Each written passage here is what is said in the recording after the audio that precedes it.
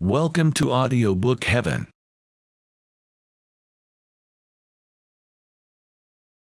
The Science of Getting Rich by Wallace D. Wattles. Preface. This book is pragmatical, not philosophical; practical manual, not a treatise upon theories. It is intended for the men and women whose most pressing need is for money, who wish to get rich first and philosophize afterward. It is for those who have, so far, found neither the time, the means, nor the opportunity to go deeply into the study of metaphysics, but who want results, and who are willing to take the conclusions of science as a basis for action, without going into all the processes by which those conclusions were reached. It is expected that the reader will take the fundamental statements upon faith, just as he would take statements concerning a law of electrical action if they were promulgated by a Marconi or an Edison; and, taking the statements upon faith, that he will prove their truth by acting upon them without fear or hesitation. Every man or woman who does this will certainly get rich, for the science herein applied is an exact science, and failure is impossible. For the benefit, however, of those who wish to investigate philosophical theories, and so secure a logical basis of faith, I will here cite certain authorities. The monistic theory of the universe, the theory that one is all, and that all is one; that one substance manifests itself as the seeming many elements of the material world, is of Hindu origin, and has been gradually winning its way into the thought of the Western world for 200 years. It is the foundation of all the Oriental philosophies, and of those of Descartes, Spinoza, Leibniz, Schopenhauer, Hegel, and Emerson. The reader who would dig the philosophical foundations of this is advised to read Hegel and Emerson for himself. In writing this book I have sacrificed all other considerations to plainness and simplicity of style, so that all might understand.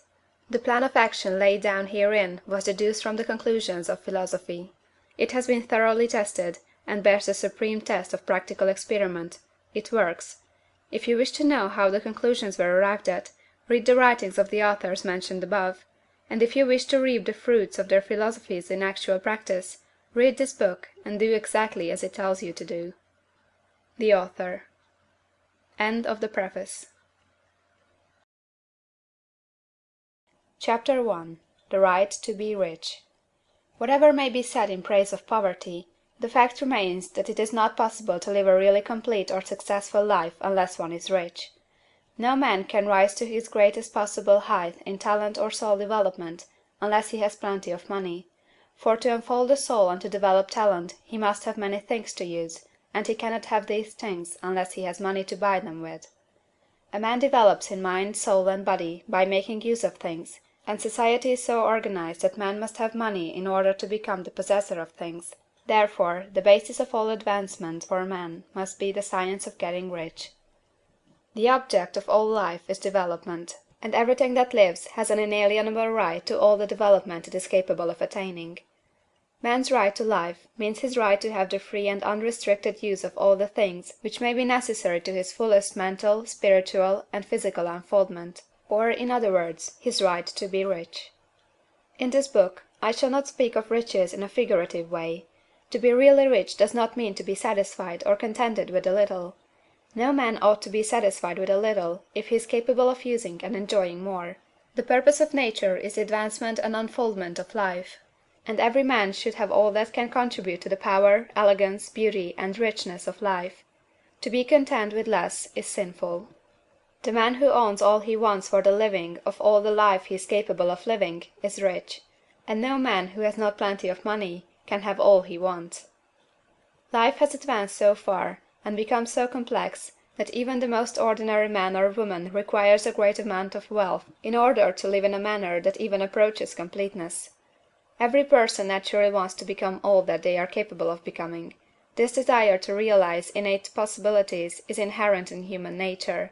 We cannot help wanting to be all that we can be.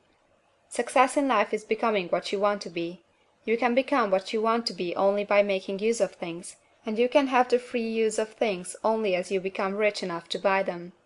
To understand the science of getting rich is therefore the most essential of all knowledge.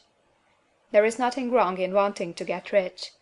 The desire for riches is really the desire for a richer, fuller, and more abundant life, and that desire is praiseworthy. The man who does not desire to live more abundantly is abnormal, and so the man who does not desire to have money enough to buy all he wants is abnormal. There are three motives for which we live. We live for the body, we live for the mind, we live for the soul. No one of these is better or holier than the other. All are alike desirable, and no one of the three, body, mind, or soul, can live fully if either of the others is cut short of full life and expression. It is not right or noble to live only for the soul and deny mind or body, and it is wrong to live for the intellect and deny body or soul. We are all acquainted with the loathsome consequences of living for the body and denying both mind and soul, and we can see that real life means the complete expression of all that man can give forth through body, mind, and soul. Whatever he can say, no man can be really happy or satisfied unless his body is living fully in every function, and unless the same is true for his mind and his soul. Wherever there is unexpressed possibility, or function not performed, there is unsatisfied desire. Desire is possibility seeking expression, or function seeking performance. Man cannot live fully in body without good food, comfortable clothing, and warm shelter, and without freedom from excessive toil. Rest and recreation are also necessary for his physical life. He cannot live fully in mind without books and time to study them, without opportunity to travel and observation, or without intellectual companionship. To live fully in mind he must have intellectual recreations, and must surround himself with all the objects of art and beauty he is capable of using and appreciating. To live fully in soul, man must have love, and love is denied expression by poverty. A man's highest happiness is found in the bestowal of benefits on those he loves. Love finds its most natural and spontaneous expression in giving. The man who has nothing to give cannot fill his place as a husband or father, as a citizen, or as a man.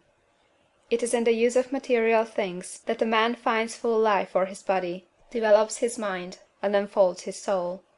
It is therefore for supreme importance to him that he should be rich. It is perfectly right that you should desire to be rich. If you are a normal man or woman, you cannot help doing so.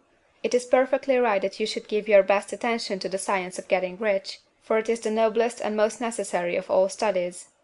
If you neglect this study, you are derelict in your duty to yourself, to God and humanity, for you can render to God and humanity no greater service than to make the most of yourself. End of chapter 1.